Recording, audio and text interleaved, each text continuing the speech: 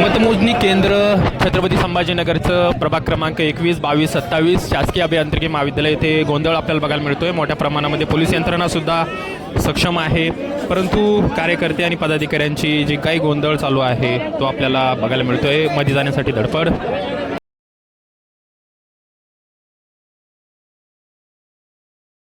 आतमध्ये आपण आलेलो आहे, बघतोय पोलीस यंत्रणा सज्ज आहे। विकास जैन यांना मारहाण करण्यात आलेली आहे। त्यानिमित्त पालकमंत्री यांची कन्या स्वतः उपोषणाला बसलेल्या आहेत। मतदानावर बहिष्कार टाकण्यात आलेला आहे मतमोजणीला, कारण की विकास जैनला मारहाण करण्यात आलेली आहे। आपण बघतोय हे दृश्य आहे इंजिनिअरिंग कॉलेजच्या आतमधील।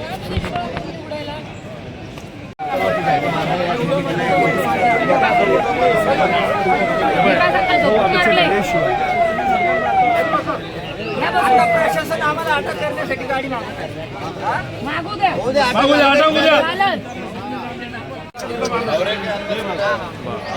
बसून घ्या।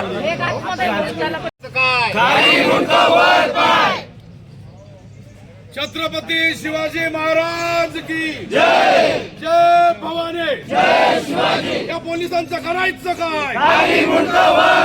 या पोलिसांचं करायचं काय?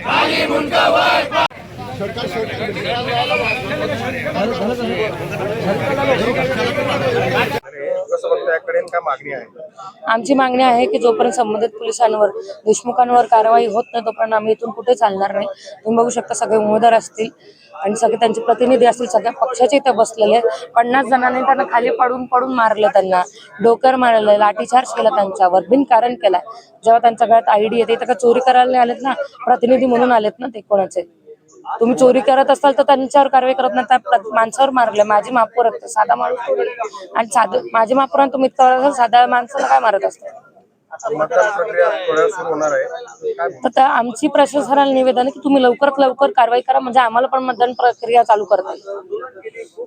तो कोणतरी खोडसाळपणे आणि कोणाच्या तरी सांगण्यावरून हे कृत्य झालेलं या ठिकाणी दिसतंय। जे पोलीस अधिकारी असतात त्यांच्यावर कडक ते कडक कारवाई झाली पाहिजे। जर आज कारवाई झाली नाही तर उद्या या शहरामध्ये